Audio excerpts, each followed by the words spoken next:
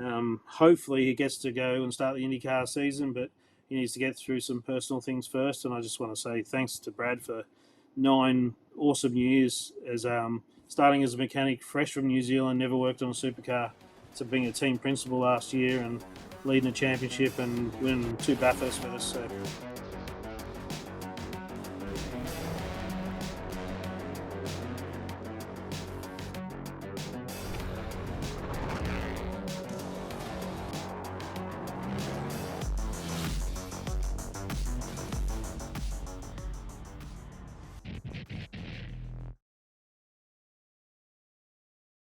This is the KTM Summer Grill. I'm Andrew Van Leeuwen and I'm joined by Stefan Bartholomaeus and a person who was potentially in the headlines more than maybe expected or even wanted this year, Barry Ryan from Erebus Motorsport.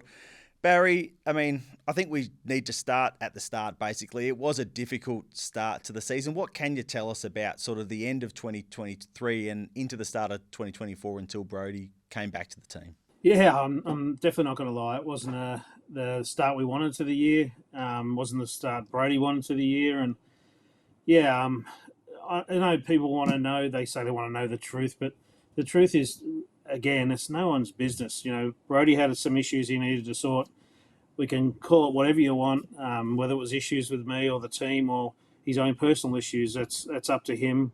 And in our head, and we know it was some personal issues. So, and he said that publicly. So, we supported him on that, and it was really difficult. And we had a lot of people in the background just throwing knives at our backs and just trying to make up the reasons why he wasn't driving the car. And a lot of people were fed some things that weren't true from what we gather and what we know. And speaking to Brody, so. All we could do was do what we did, and we supported Brody, and we tried to keep the team going as well as we could. And unfortunately, we lost massive brands like Coca-Cola and Shaw and Partners, and that was really damaging to the team and hurt us all. Hurt us all mentally, and hurt Brody. And it took us a long time to get back to a headspace where we were ready to win again. Was there an element of unknown as it was unfolding from your end, in terms of what was happening and why it was happening? It was a little bit, yeah, because there was times where Brody didn't want to talk, and it was for his own reasons again. He didn't want to talk to people, and he had his own little group of people he wanted to work with. And I don't want to say anything on Brody's behalf, but we tried to support him where we could. At times he didn't need or want the support. He just wanted to deal with what he wanted to deal with. And we had to keep going with our race team. We supported him sitting it out, and we got Todd in the car, and we just did the best we could with what we had at the time. And all we did was try and get him back. And that was the priority, to get him back in the car, and for the good of us and for the good of him and for the good of the sport. And, go step forward to October, and we won the biggest race of the year. So, and then the next biggest race at the Gold Coast. So, Brody just got back to a spot where he's really happy. And after Adelaide, I sent him a message, said, "I'm just so glad that you're happy again." And he come back and said, "Yeah, that's great that we did what we did," and thanked me for all the years. And people think we've walked away, as not friends. And he walked away from Adelaide, stood in the team huddle, and said thanks to everyone, and was very appreciative of what we've done for him. So as he should be, and he's done a lot for us as well. So we're proud of him, and really looking forward to racing him now and seeing if we can beat him. It was obviously a complex situation. Was it sort of something that you reflect on? Was it something that changed anything in the way that you go about managing the race team? No, not at all. Like I've done it the same way. I'm just natural. I just do what happens, and sometimes shit comes out my mouth that shouldn't, and I know that. But when you got a strong team around you, and they've known you for a long time, like Brody, Will, all those guys, and all our crew. Like some of our crew's been with us for 9 years, and most of them are about 4 or 5. So we know each other, and they know when to not listen to me and when to. I'm probably more careful to answer your question this year, because I'm like, maybe I've got to change a bit, but that's probably more publicly. I've probably said a bit less and stood in the background a bit more because it was damaging to me. Like I just felt like, what the hell have I done to deserve this, and what do I need to do to not cop it again? So I had a great team leader in Brad Tremain this year that really stepped up to help me and not have to lead the team so much and left him to it. But I was always still leading the background and pushing the engineers and pushing the drivers and making sure pit stops were good and all that stuff in the background. So I didn't really change anything apart from in my head. For the whole year I was like, what the hell did I do? Because I still don't know, and I've never actually been formally told this is what you've done and this is what you need to fix. And yeah, so there's been no work cover things or anything like that, like people surmise. There's been no bullying or charges of anything. So it's all been really a perception thing. And there's definitely some people there that are guilty of pushing it way too far, and it was none of their business. And obviously they'll remain unnamed. But anyway, those people can sit in the background and do what they want because I know what I've done with our team. I know what Brody's done with our team, and now Will Brown, I'll call him a product of Erebus for a lot of years, has gone and won a championship, which makes us proud as well. It was remarkable how it all came back together and then really culminated in the win at Bathurst and obviously on the Gold Coast as well. Did it make it more special in a way to win those big races after the season that was? Oh, yeah. I remember me, Paul and Brody having a chat once he come back, and we're all like, the championship's probably over for the year, but let's win Bathurst. And we really had it in our heads that whatever we did, like even going to test days, it was like everything was about what's going to make Bathurst better. It was such a focus on it, and it didn't take away from any of the other rounds, but we knew the momentum was going to get to that point where there's nothing going to hold us back. And Sandown was a lot stronger than the result showed for both cars, and we were ready to win at Sandown and Bathurst. There was nothing really going to stop us. We had all the ducks in a row. The whole team had performed awesome. Brody was in the best headspace. I've seen him for a long time, and Todd was just champing at the bit to have a crack. And we just ticked all the boxes on the day. It was just it was one of those days that it's hard to believe how perfect it was. You sit there. I stood on the pit wall most of the day, just with an intercom, just talking to everybody and making sure everything I saw from out there was going good, and it was hardly anything to pick. It was just faultless, and you don't get those days much in motorsport. But it was a pretty proud day to sit back and watch that team perform, and Brody and Todd do their job. Did you ever worry it was too perfect? Because that does happen at Bathurst. It almost happened to you guys in 2023 at Bathurst, where everything was so perfect up until race day, and then it didn't quite come together on that day. Was there any point where you're like, something normally goes wrong here?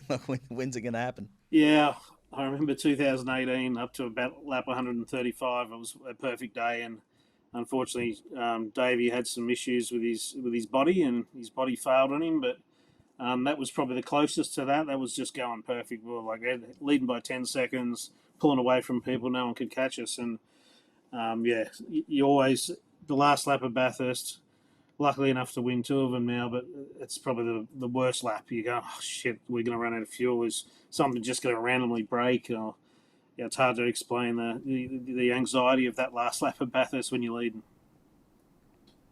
I can see Toddy Hazelwood smiling at us on your T-shirt there. How important was he in the whole Bathurst victory? Yeah, it was almost like I actually got a bit worried at the start of the year when he got to do Bathurst at the 500 and then was still allowed to co-drive, but there was no rule stopping it. But we definitely had a big leg up there, and that's full credit to Todd though. Like, he did an amazing job, but it was a perfect storm to be able to give him those couple of rounds and Bathurst at the start of the year. That he was the most prep co-driver for Bathurst out of anyone, and he obviously run a little bit underweight too, and they fix those rules now. So, but that's part of the game. It's part of what we had to manage to make sure we could put ourselves in the best position to win under the rules we had at the time. Another driver who really shone at Bathurst was Cooper Murray, who was in the Triple Eight wildcard, but you'd already signed him up for next season. He had a little bit of a baptism of fire, perhaps, at the Adelaide 500 when he stepped in for Jack LeBrock. But what do you think Cooper can achieve next year and then into the future? I think he's a really exciting prospect, and it's hard to explain what he did at Adelaide and think it was good, but it was exceptional. Like the way he raced, he got boxed around, but nearly everybody in the pit lane got boxed around in that last race, particularly. But he was generally running ninth in that race until Waters gave him a bit of a nudge. But like Cooper said, he lost his right-hand mirror.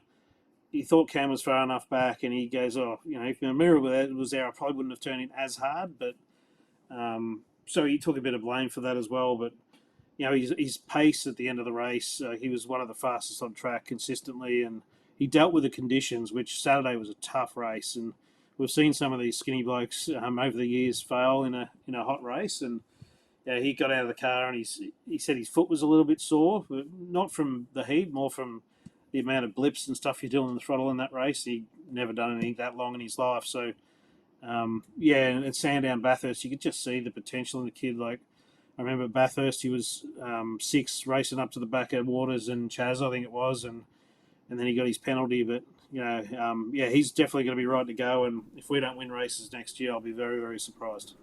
He doesn't seem afraid of the established stars either. I think he said after Adelaide that he owes Cam Waters one early next year. Do you sort of like that, the fact that he's got a bit of grunt about him? Yeah, I love it. Yeah, I actually use Cam as an example. When Cam first came into the category, I think it was at Pukekohe, and he pushed a few people around. And he just earned respect immediately, and it was like you can't be a pussy. I hope that's all right to say, but you can't be one that sort of moves out the way for people, and because that's what you'll be forever. So I think he's naturally that anyway. I didn't need to tell him that, but he's got this fire in his belly, and he's a quiet kid, but as soon as he puts his helmet on, you can just see in his eyes that he's ready to go. And he's spewing qualifying so tough now that you only really get one flyer. And at Adelaide, he got that one flyer really, and that was it on Saturday, and then only one on Sunday. And if he got one more opportunity, he knows where the next half a second or 3 or 4 tenths even would have been to put him in the shootout each day. So he's right to go. He's got the right attitude. He understands the car really well, which is already a good thing, and it's hard to get that. So between him and Jack, I think Jack's really fired up to have the best year of his life too. And I think the kid is actually going to give him a 10th, not lose him a 10th like the old theory. But I'm really looking forward to next year.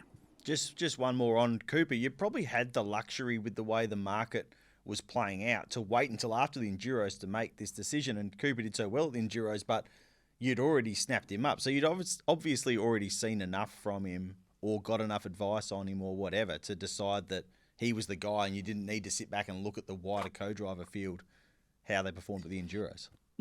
Yeah, I know what you mean. Yeah, I remember I was actually in London sitting there watching Darwin when he was doing the wild card, and I saw what he did in qualifying and then the way he raced, and I thought, it's going to be hard to get someone better than him for a replacement for Brody. And it didn't take long to think about it. Obviously, we looked at Job Stewart and Jared and guys like that.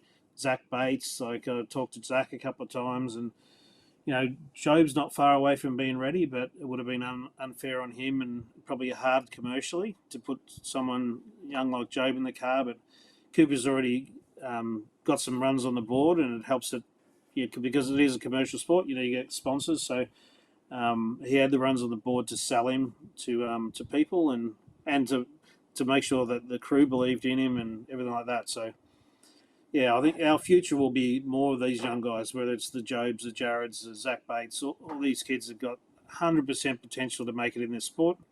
Just somebody's got to give them the opportunity, and really looking forward to seeing how Zach goes in that super cheap wild card. And Job and Jared are going to sit in our Super 2 cars again, and they'll be going for a championship. And it's really exciting what we're going to do with them next year. And I don't want to preempt it, but they'll probably be our co-drivers because it just makes sense, and they've both got the skills. So it's some exciting times ahead for sure. Does that make 2025 make or break for Jack LeBrock, the fact that you have got those young guys sitting there that are going to be cherry ripe to go for the following season? Not really. No. Jack just knows he's got to perform, and it's pretty basic that if Jack comes out and runs top 5 in the championship, gets a few podiums, a few wins, like why would you get rid of him? Like, it's a performance game. So definitely not going to throw a rookie in the seat in 2026 unless they're replacing someone that's not doing the job. So, I'm 100% confident Jack can do the job. He's just got I don't know, there's a little bit of aggression or something he needs, and he knows that. He recognises himself, and he works really hard on that side of it. And he's tail end of the season, like running 4th at Sandown, 4th at Bathurst, qualifying 3rd at Gold Coast. He really had some moments there where he could have really shone and just didn't go his way at the end of the race when the flag dropped. But I've got full confidence in Jack being able to step up as a bit of a leader now to Cooper and work really solidly with Cooper. And I'd love to see him win some races, get some podiums, and top 5 in the championship or something, and then it'll be an easy decision to keep him on.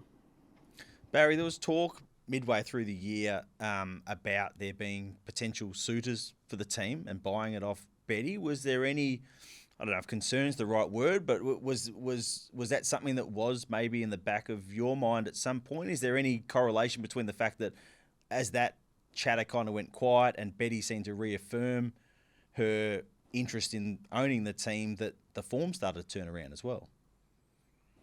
I don't think so. No, look, it's a tough one. Like, there was so much we went through and so much disappointment at the start of the year that if someone come up and said they wanted to buy it and was serious, I think Betty would have seriously considered it. And I've always been, me and Betty have had a pact for a long time now that if you're in, I'm in. If you're out, I'm out. So, I'm around for as long as Betty is, but she's committed to as long as we want to do it, and she still loves it. But she's ticked a bucket list now. She never probably thought she'd win a championship or a couple of Bathursts, but we're just gonna make it a business now and make sure that if Betty goes, I don't want to do this anymore, Erebus can stand on its own 2 feet, and it hasn't over all the years, and it's no secret. A lot of teams don't. They've got owners with money for a reason, but we got to a point where the last couple of years we were on our own 2 feet, and the whole disaster at the start of the year happened, and that's really put a big burden on our team and a bit on Betty too to prop it up again, and that's not what I want in my position as CEO of the company. I don't want to be going to the owner and asking for money to keep the team going. And I was proud that we got it to that point for 2 years, and this year we haven't been able to achieve it. And when you lose a sponsor, 2 weeks before the first round, it's near impossible to recoup that and recoup the brand more than anything. It's the sponsor bringing the money. It's trying to get other people to believe in you again when all these people have jumped off because they don't believe in you. This change in philosophy around sort of opening the doors and selling chassis to other teams and things like that, does it make the business more saleable if you've actually got income streams like that? Is that part of the thinking at all? Yeah, maybe, but no one's going to buy it. Look at those books. We wouldn't sell that side of the business anyway because Jimmy has been, with us since the word go. And if Erebus sold the race team, the fabrication side wouldn't sell it. Erebus manufacturing would keep going, or, Jimmy and I will probably work together for the rest of our lives because we're really good mates, and Betty would want to be part of that because the three of us are good friends, and we want to have a journey past Erebus. If that time comes in the next 2 years or 10 years, we'd love to have a little side project where Jimmy keeps doing what he loves, which is fabricating and welding, and I keep doing what I love, which is business stuff, and still do a bit of racing. And whatever we do, we're still going to race something. Whether, but that's a long way down the track, hopefully. But that side of the business is definitely Jimmy's baby, and we've just made it something that he can see a vision past motorsport too. If he doesn't want to come racing, and because Jimmy comes and does the tyres, if he doesn't want to do it, there's plenty of work for him to do there, and it's what he loves. And there's so many projects he wants to do, whether it's in motorsport or outside custom cars. He's he's an exceptional talent, and we want to make sure he stays in our business. Do you believe there is a performance advantage in the chassis that he turns out compared to the others? Of course there is. That's how we're going to sell them. But we believe there is, because the amount of time and money we spent to make sure that we could build those chassis as perfect as they could be. Not saying that other guys that build chassis didn't either, but we believe we've done it as perfect as it can be, and we've won a championship and some races in Bathurst with those chassis. So people can believe it or not, it doesn't matter, but we believe they're the best in the category, and people want to buy them, they can buy them. And yeah, we've got lots of work ahead of us now, and hopefully Jimmy's going to get some time over Christmas with some of the promises he's made, more than what I've made. Is it gratifying in a way to see that happen? Because there was this focus on, in 2023, how were these Erebus cars so fast? And there was all sorts of rumours and stories about it, and I'm sure you heard all of them as well. But you've got the guy that was driving the car goes to the team he's moving to and says, I want one of these cars because I genuinely believe there is a performance advantage here. Is it kind of gratifying that it does probably prove that was where your advantage was as the Gen 3 era came in? Yeah, it's gratifying that Brody wants to do that, and it's a pat on the back of Jimmy and our team. But there's so much more to the car than just the chassis, to making sure that every part of the car has to be perfect, and we put a lot of effort into every single component, as other teams do. But I think last year we just, as a complete team, we did everything. We ticked every box we could before the season started to make sure there was not going to be any teething things that we could control. And it is good, and it's going to be really interesting to see. He's got an engineer, two engineers at DJR. If they can't win now, well, then it's going to be a big parity test on it. But if they start winning in that car, some of the other Ford teams are going to have a think about it, because it's going to really stamp the authority of where we are parity-wise, because there's so much talk about it, and we all want it to go away. But basically now they've got a car, an Erebus car with a Ford body on it. Good luck. Let's see how they go. And the first person on Monday when they win, if they win a race, will be our ads saying our chassis won a race. So it's a win-win for us. It's an interesting dynamic between you guys and DJR at the moment, because on one hand there is the customer relationship, but also, yes, they have basically taken an unprecedented amount of your staff at the same time. What is the dynamic like between the teams? Yeah, it's fine. It's me and Ryan actually get on really well, and Ryan and Betty get on really well. And I rang Brett just to hang shit on him the other week, and he just laughed about it. He said, "Oh, I've got your cars now. I've got your engineers. I've got your driver. No excuse for us now, is there?" So he was really matter of fact about it. But yeah, it's fine. It's just business. It's what it is, and people can comment and say that we're toxic and we've got a revolving door and all this crap. Whatever. We had the best people. We had the best driver, best engineers. So people are always going to want to take them. And we've never been a team, and Betty's never been a person to hold people back. If they want to go, go. Because offering them more money doesn't fix it. It's not, money doesn't fix everything. If you want to be happy, you got to be happy where you go. And money's a little lure for everybody, yes, but like I've said about Tom in a media conference you guys were in, Tom's been with us for 7 years. It's his first job straight out of uni. So I'm really proud of what Tom's done. He's taken his young family up there. It's a big journey for him. He's only got not even a 1-year-old child and a wife. They're having this big journey to a new team, and he's never had another job in his life apart from Erebus. So it's awesome for him, and he knows if it doesn't work out and he wants to come back from Melbourne, he knocks on the door and there'll be a job here for him. So, and George has just been unreal for us for the full time he's been here. And George got sort of dropped out of that whole Kelly Grove situation, and we're lucky to pick him up and give him an opportunity. And he just thrived on it. He loved it. He worked from home. He just yeah, we didn't see him much, but we didn't need to, and it proves that if you got the right dynamic and the right people, you can work through anything, and that's what we did with George being a remote engineer, and to win a championship sitting from his lounge room really, and come to the races and have some fun with us along the way. It's been awesome. How have you gone in terms of securing replacements for those engineers? Yeah, we're going good. We've got Wayne Mackey here. Wayne's been here for 6 or so years now. He was a big part of all the Gen 3 development.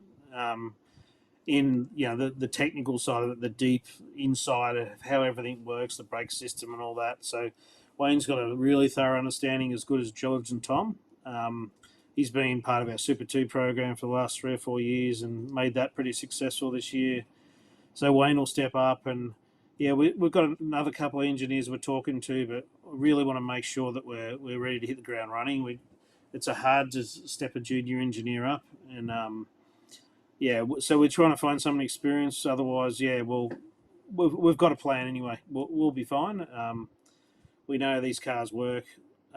Wayne's definitely an asset we still need because we only had Wayne, Tom, and George, so Wayne's got a bit of pressure on him, but he knows what to do. And I've still got a massive understanding on the engineering side too. I've always kept my head in the game, so I'll be able to help support wherever I need to. And whether it's because we've got a junior engineer or whether I have to chuck the cans on for a few rounds, we'll wait and see. Now, we did have Peter Adderton on the Summer Grill yesterday, and he was talking about an exchange at the Marriott on the Gold Coast weekend. Now, that was the weekend where you guys did all wear the Boost hats as well, so it seems like it was maybe confrontational at one point, but ultimately it was maybe a harmonising experience as well. Yeah, there's no hiding. Me and Peter have had a love-hate relationship, but we get on really well. We can ring and talk to each other, and there's no drama. But he throws rocks, and I don't throw anything because I'm not on social media. But that particular thing on the Friday night was, he put something about that $5,000 that we wasted because we didn't open the garage door and whatever. We could have fed 100 kids or something, and my wife stupidly laughed at it, and I've since realised that the laugh no one saw. So it wasn't a public laugh. It was just a laugh to him. He's the only one that saw it. But then he screenshotted it and mentioned my wife. And don't mention my wife. This is my professional game, not hers. And I noticed him when I was walking in the Marriott, and I went down to the bar and I said, mate, Pete, that's just out of line. Like, don't bring up my wife in anything like this. And you need to know some facts. And then he started talking about the start of the year and how we wouldn't let Brody run a sticker on his helmet and all this stuff. And it was actually a good conversation to get things out in the open. And I learned some things off him that were interesting that I didn't know about the start of the year. And I gave him some facts of what actually happened. And at the end of it, somebody come up that was a fan and wanted a photo. So me and Pete got in a photo with our arms around each other, and it was a bit weird. But we shook hands and we said, well, let's catch up. And have a beer one day and just talk through it all. And it was a bit confrontational because I did walk up to him. I definitely wasn't going to punch him in the face or anything, but I felt like it sometimes, but not that time. But I just said, mate, that was out of line. You shouldn't bring up my family in a thing. If you got a problem with me, do it to me. And I think he respected that I actually come up to him and didn't do anything on social media, which I said to him, why don't you just come and find me if you've got a problem and talk to me? So, but sometimes in America he can't do that. So he's quick to get on his phone and say things. We need to find that fan with the photo. Yes, we do. Yeah, absolutely. Absolutely. That's a brave fan. You're running into that situation, I think. I'll claim that they wanted a photo with me and Peter's got involved, but it might have been the other way around. Well, Barry, it has been a difficult year, obviously, and we really appreciate you taking the time to come on the KTM Summer Grill and reflect on it with us. And we're really excited to see what Jack and Cooper can do in kind of this new look Erebus team next year. Yeah, thanks, guys. If I can just say one more thing. But I wanted this to come out in a good way. Brad Tremain, our team principal, he's left. So Brad committed to us, 2 years ago when he wanted to go and do IndyCar and had an opportunity to do the first 2 years in Gen 3. And he's been working on a visa all years and getting a job. And his journey's going to IndyCar next year to work.